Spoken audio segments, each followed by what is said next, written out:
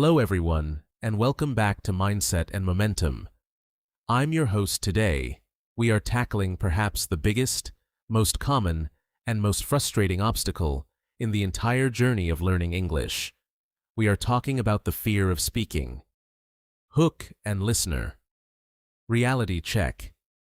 Think about this scenario. You are in an English class or perhaps a meeting at work. You know the answer. You understand the grammar perfectly in your head. You have the vocabulary ready. But when you open your mouth to speak, your throat tightens, your heart starts racing, and your mind goes completely blank. You stay silent, or you whisper a very short, simple answer, even though you wanted to say so much more. Then, 5 minutes later, after the moment has passed, the perfect sentence magically appears in your head. If this happens to you, please know that you are not alone. It is an incredibly common experience. Many intermediate learners, B1/B2, feel intelligent, funny, and articulate in their native language, but feel like a completely different, less capable person when they switch to English. What we will cover today. Why does this happen? It's usually not about a lack of knowledge. It's about psychology. Today, we are going to uncover why we are so afraid to speak, why perfectionism is destroying your progress, and we will look at 5 powerful, practical mindset shifts and micro actions you can take to start building unshakable speaking confidence today. Let's unlock your voice. Part 1. The psychology of fear. Why do we freeze? The fear of judgment. So, let's dig into the root of the problem. Why are we so terrified of making a mistake in a language that isn't our own? Psychologists suggest it comes down to a few deep-seated human needs. First, we have an intense need to belong and to present ourselves well to others. When we speak imperfectly, we worry that others are judging us, thinking we are uneducated, unintelligent, or simply not good enough. This fear is often amplified when speaking to native speakers, who we imagine are secretly grading every single preposition and verb tense we use. Spoiler alert, they usually aren't. They are just happy you are trying to communicate in their language. The perfectionist trap, the B1/B2 plateau. This fear is especially strong at the B1 and B2 levels. Why? Because you know enough English to know that you are making mistakes, but you don't know enough English to speak perfectly. At the beginner level, A1/A2, you expect to make mistakes. It's okay. But at B1/B2, you have entered what teachers call the intermediate plateau. You feel you should be better. This is the trap of perfectionism. You believe that if you cannot speak fluently and correctly, you should not speak at all. This mindset paralyzes you.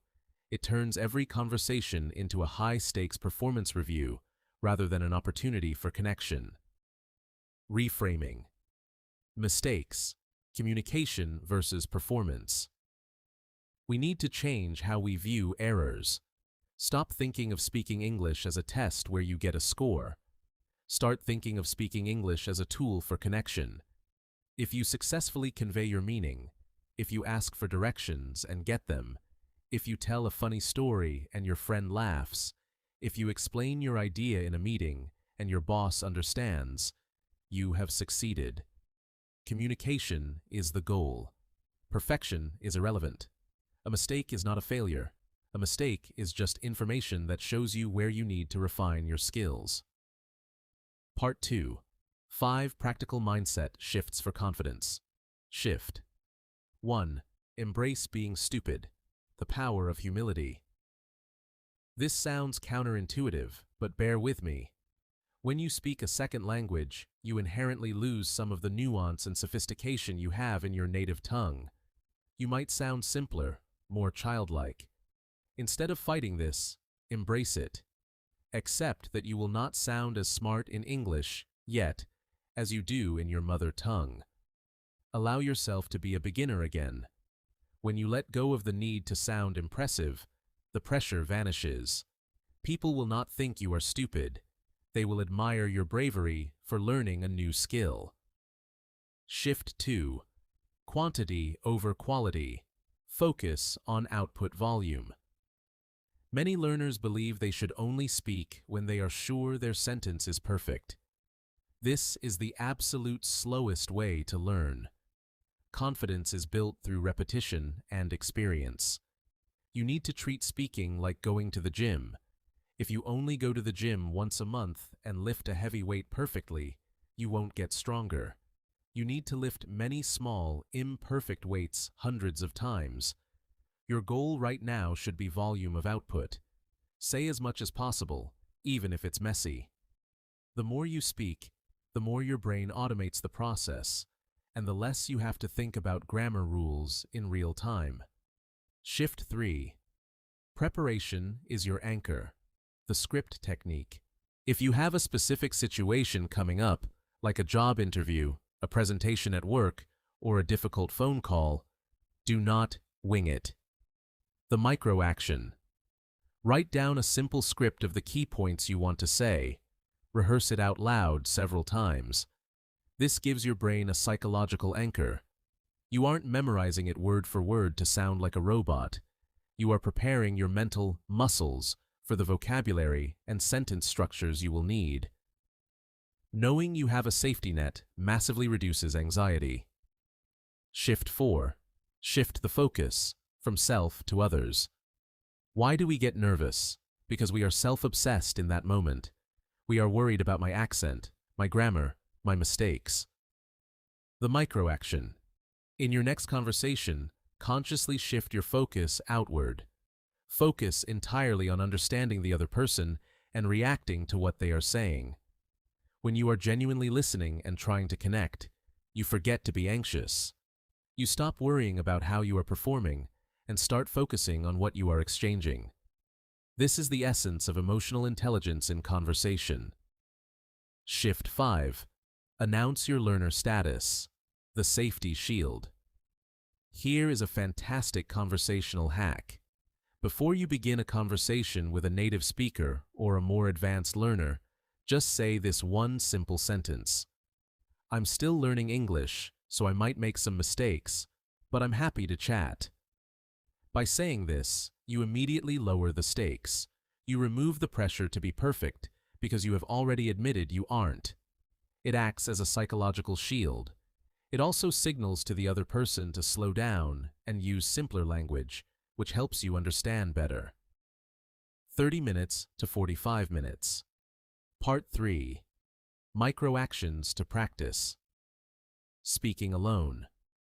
Speaking without an audience. You don't need a conversation partner to practice speaking. Many people fail to realize that their main speaking issue is physical. The muscles of their mouth are not used to forming English sounds. Here are 3 ways to practice speaking alone. Read aloud. Take any English text, a blog post, a news article, or your textbook, and read it out loud for just 5 minutes a day.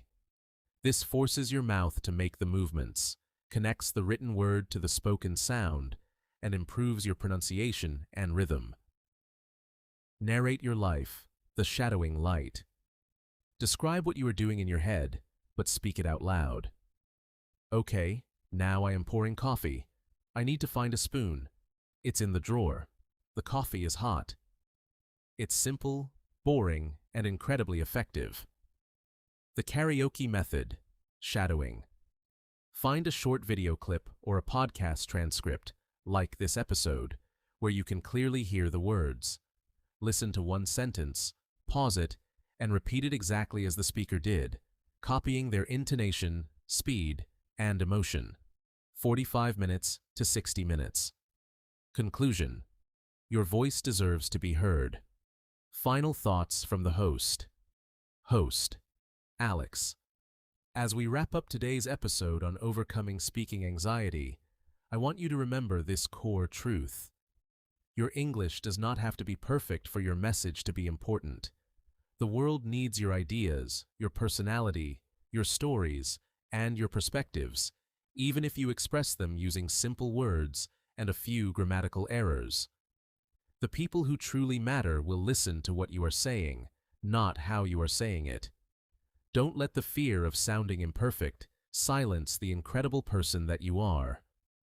Start small. Announce your learner status. Make mistakes loudly and often. And most importantly, just start speaking. Your voice deserves to be heard.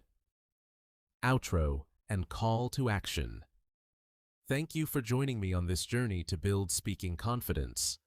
If you found this episode helpful, please hit that subscribe button, leave us a review, and share this episode with a fellow language learner who needs a confidence boost today.